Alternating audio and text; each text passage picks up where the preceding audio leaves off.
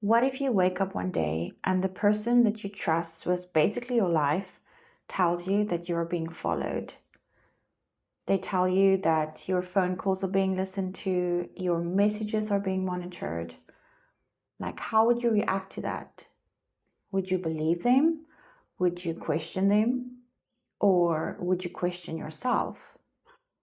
What if you found yourself sitting on your own bed because you had been told you can't touch the floor or the walls because there are tracking devices everywhere in your house? At what point do you realize that this is not a normal conversation and something has gone seriously wrong?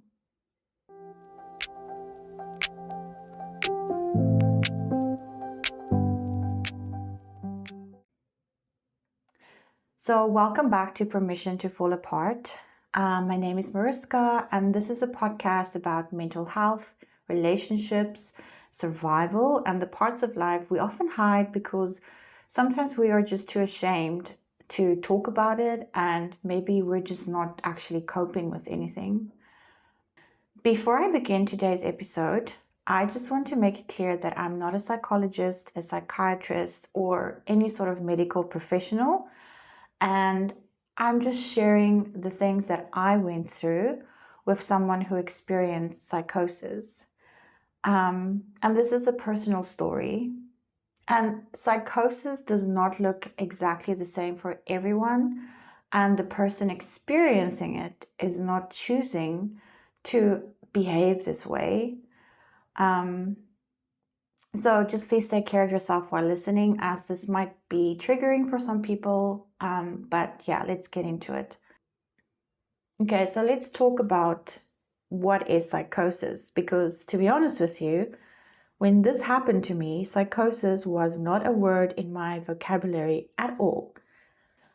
I didn't even know that this is something that existed. I mean, you see these things happening on movies or, on some crime documentary or like some show that you're watching, and it's so far-fetched. But when it's actually happening to you, it is a very scary and traumatic experience. So in a nutshell, psychosis is a state in which someone loses complete touch with reality. So, for example, they might see things that are not there, they hear things that are not there, they start to talk very differently. For example, they might talk very fast and very quickly, and you have no chance to have an actual conversation with this person because their speech is just so difficult to follow. They're not making any sense. They may also become frightened, suspicious, or convinced that something terrible is happening to them. So, when you are in a situation where somebody is going through psychosis, their reality is real for them. And it doesn't matter what you say or try to do, you can't convince them otherwise. And this is one of the most important things I wish I had understood at that time. So, because I trusted this person for such a long time, and because they were such an important part of my life, I felt torn between these two realities, right? Between these two worlds. Because there was the world that this person believed that they were living in, and then there was the world that I could see with my own eyes. So, some of the first things that happened and some of the first signs, I guess, that I got was suspicion and paranoia. So, this person believed that people were following us, that people were listening to our phone calls, reading our messages, and that we were being monitored. And at first, I didn't think that this was such a crazy kind of thought. And I definitely didn't think, oh, this is definitely psychosis, because that was not part of my daily life. I didn't understand what any warning signs looked like. And I thought perhaps he noticed something that I missed. And I was thinking to myself, maybe there's like a logical explanation to all of this. And technology does track us in so many ordinary ways, like phones collect our information, apps use all of our data. People sometimes experience privacy breaches. So that sort of amount of truth made it very hard for me to identify the larger problem at hand.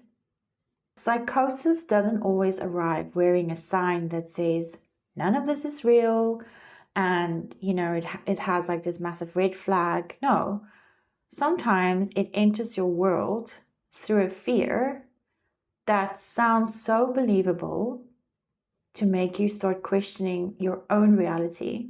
So I started asking myself questions like, oh my gosh, who is following us? Who is listening to us? How does this person know? Like, did I miss something? What did I miss? And that paranoia started to creep into my mind. So suddenly the puzzle pieces did not fit together anymore. And I remember there was this one day where this person told me that they could control the weather because we were sitting outside and it started to rain, and they told me that they just made it rain. And in that moment, I was thinking to myself, okay, this is like a joke. Because when you are in crisis, clarity does not arrive instantly. You keep searching for another explanation, and you tell yourself, oh, this person is joking with you, or they have not slept properly, or they're speaking metaphorically, or maybe you misunderstood, and tomorrow everything will be back to normal. And I think denial can sometimes actually look like patience. You believe you're giving the person time to like feel better, to just get over it. But underneath all of that, you might be really terrified of what all of this actually means. Because admitting something serious is going on creates a whole set of other problems, like, what do I do now? And honestly, I had no idea. I did not have any answer. I think the moment, okay, sorry, I'm just taking a minute. I think the moment that this other reality completely shattered was a day where sorry, like going back there is so difficult sometimes. And I just need to take a moment here. I just remember that I was sitting on my bed and this person was telling me I'm not allowed to touch the floor. I'm not allowed to touch the walls because everything had tracking devices in it. And for a split second, I was like, oh my gosh, people are like tracking us. And then all of a sudden, I was like, wait a minute, like, this can't be real. And I remember staying on that mattress for, I don't know how long. It must have been like 5 hours or something, keeping my feet up. I was trying to follow instructions that this person was giving me, and it made no logical sense to me. And I was so scared. Even though a part of me knew that all of this is completely like crazy, another part of me thought, what if he is right? What if there's something that I do not understand? What if I put my feet down on the floor and something happens? And that's the moment it really hit me that what's happening is not normal. This was not ordinary anxiety. This wasn't stress. Like, something was going on here and something has gone seriously wrong. So the person who I was with on that day was interpreting the world in a very different way. And I was starting to enter this fear with them. And it's something I still carry with me because I wasn't foolish and I don't think I was weak, but it's because I trusted and I didn't understand what I was actually dealing with. So when I tell this story to my family or to my friends, people are like, why didn't you just say, like, this is not true? And why didn't you prove that nobody was listening? And why didn't you show him that there wasn't any trackers?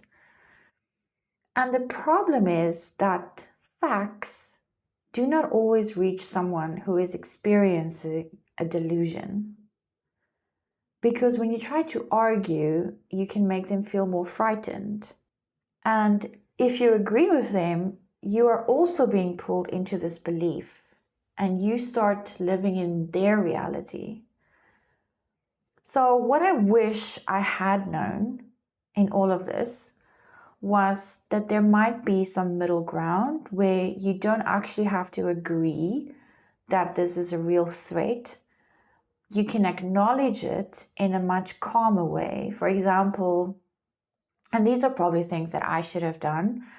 Like you can say, I do not hear what you hear, but I can see that you feel scared. Or I don't know if anyone is following us, but I believe that this is real for you. And I'm here with you, and I think we need to speak to somebody that can make us feel safe. And the tricky part in all of this is that you have to be very calm and there should be no confrontation, and you need to immediately seek professional help. So I can't actually remember exactly how I got out of the bedroom and to my parents' house. And I think I completely blocked it out of my system because that is all a blur to me. But I started to try to find help. So I went onto the internet and I was trying to search for a person I know said X, Y, and Z, what do I do? A person said this and this and this, what do I do? This happened, what do I do? And there wasn't a very clear answer, but I just remember there was a map that opened and I remember like mental health clinic and I was like, okay, I'm going to phone these people and explain the situation. And luckily a woman on the other side picked up and she told me, you need to go to a hospital immediately. In our situation, this person was willing to go, and that was so incredibly important. So my dad drove this person to a local hospital where he was admitted to the psychiatric ward. And sometimes the person experiencing psychosis might refuse help. They don't believe that they're unwell. They believe that a hospital is a dangerous place. They believe that people trying to help are actually trying to harm them. And this is why a mental health crisis can become so difficult for families.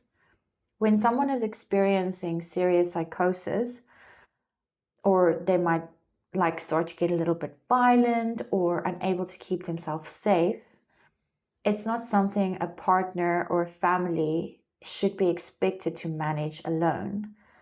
So in these cases, urgent professional help is always needed. If there is immediate danger or the person cannot be transported safely, you might need to get the police involved. And that might feel like betrayal to you. And it can feel like you're being very cruel and you're turning against somebody that you love. But honestly, getting emergency help is not punishment. It is an attempt to keep everyone alive and to actually help. So I've never been in a psychiatric ward before. Everything I knew came from films and, series and things like that. And I remember just walking into that ward was very overwhelming. I just remember people were pacing, some people were speaking to themselves, others appeared completely disconnected from everything around them. And I remember thinking, why are we here? Like, what are we actually doing here? And I was thinking to myself, what is this person doing here? Like, he's okay. Like, he's just, he just said some weird things and, he's going to be fine. So why are we at the psychiatric hospital? And I remember one day I had to take him some warm clothes because some of his belongings had been stolen. I remember seeing this person sleeping on a very thin mattress. There was another person next to this person who severely injured their own hand.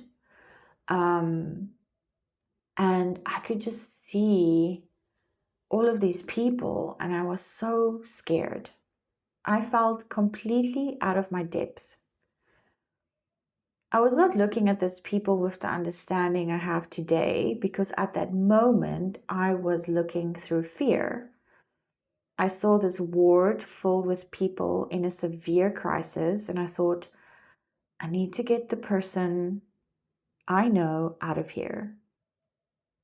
And then something strange happened where this person told me that some experiments were being done to him, that he wasn't safe.